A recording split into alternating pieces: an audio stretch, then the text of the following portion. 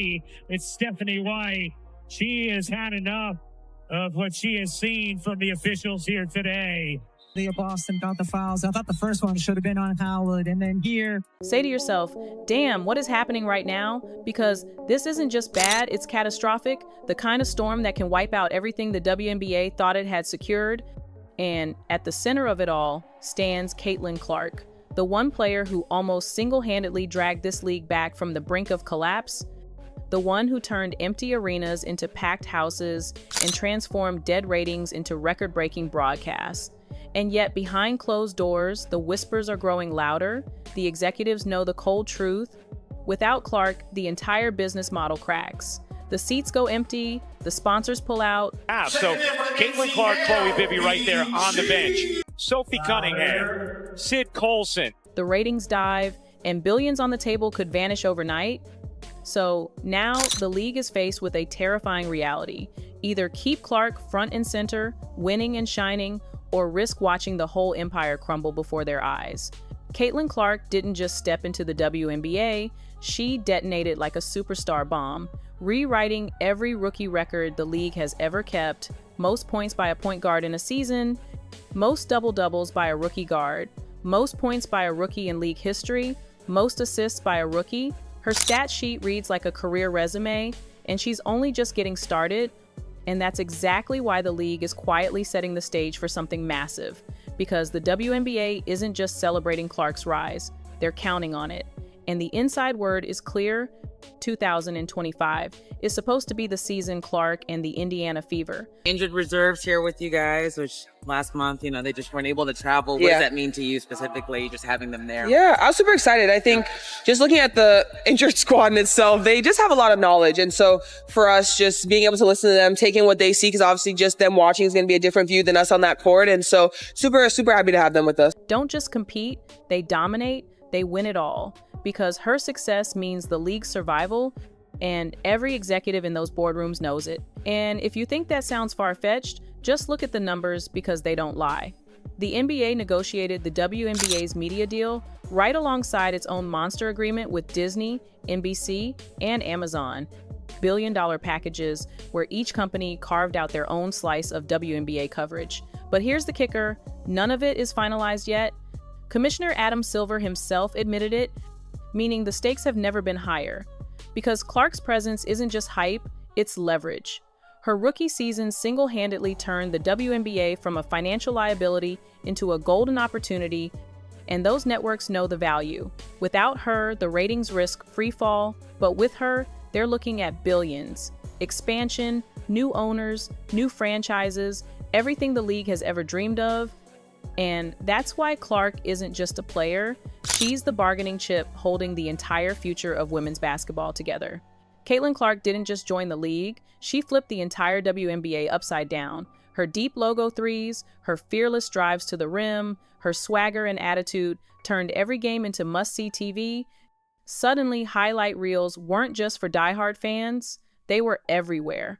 Social media feeds flooded, casual viewers glued to their screens. Even people who had never cared about women's basketball were suddenly talking about Clark. She became the spark the league had been chasing for decades. And yet, with that rise came frustration too. Clark openly admitted she feels targeted, battered by physical defenses, hammered every possession while officials swallow the whistle. And that raises a chilling point, because when your biggest star, your meal ticket, says she feels unprotected, the league has to decide fast. Either fix it or risk losing the very player carrying the WNBA on her back. And if you want proof of Clark's impact, just look at the Indiana Fever's attendance. Because in 2023, they were dead last, averaging barely over 4,000 fans per game.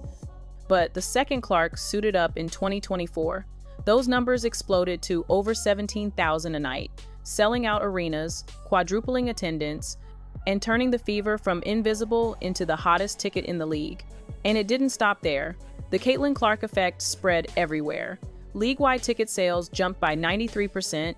Teams were scrambling to move games into bigger arenas just to handle the demand. But here's the wild part. That was only the beginning.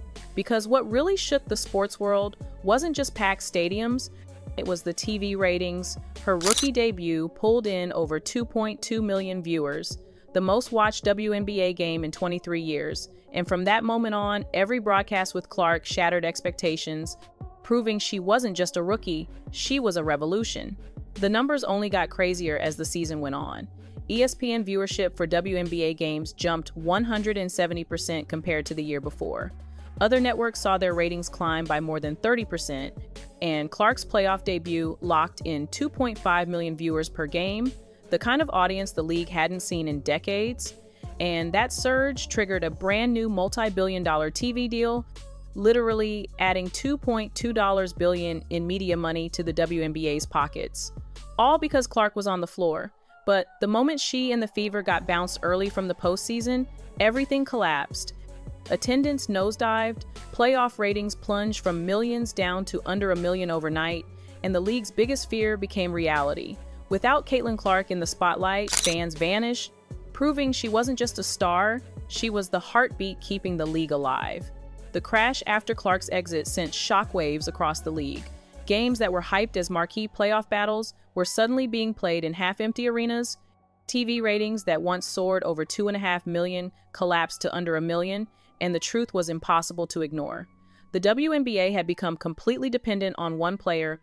Sure, there are stars like Aja Wilson, Brianna Stewart, and Sabrina Ionescu, all incredible talents, but none of them moved the needle the way Clark did. She was the highlight every network replayed, the face plastered on every social post, the name every casual fan actually knew. And that dependence created a dangerous question. What happens to the entire league if the one star carrying it struggles, gets hurt, or simply fades? Because without Clark in the spotlight, the WNBA looked weaker than ever. And that's when the whispers turned into full-blown speculation. Could the WNBA actually be setting the stage to make sure Caitlin Clark doesn't exit early again? Think about it. Leagues around the world have faced accusations of favoritism. The NBA has been blasted for allegedly giving stars like LeBron James the benefit of the whistle. The NFL has been accused of pushing big market teams deeper into the playoffs. So is it really crazy to think the WNBA, fighting for survival, might be tempted to tilt things just enough to keep Clark front and center? Analysts like Stephen A. Smith and Skip Bayless flat out said the league can't afford to lose her early again because she is the golden ticket, the one face that keeps fans watching.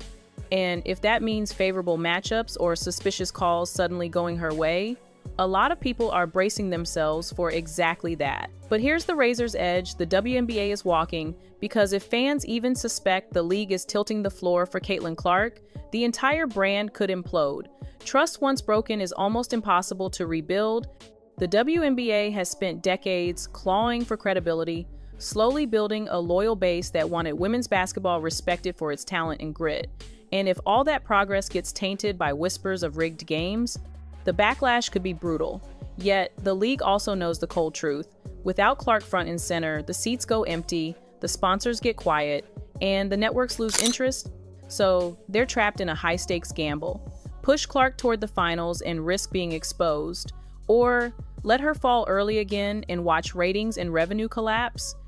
Either way, the league's future hangs on one player more than ever before. So here's where it all comes crashing down. The WNBA is staring at a future that lives and dies with Caitlin Clark. She's the star who packs arenas, the name that sells tickets, the player who delivers billion-dollar TV deals, and the reason casual fans even bother tuning in. And that kind of power is both the league's greatest blessing and its biggest curse. Because if Clark keeps winning, the WNBA could finally explode into the mainstream. But if she stumbles, gets hurt, or burns out, the momentum dies instantly, and the league risks sliding back into obscurity. That's why every eye is on 2025. Because whether by skill, by design, or by something more controversial, the WNBA needs Clark in the finals, needs her lifting a trophy, needs her to prove she's not just the face of a season, but the savior of the sport. And if they don't get that ending, everything they've built could fall apart overnight.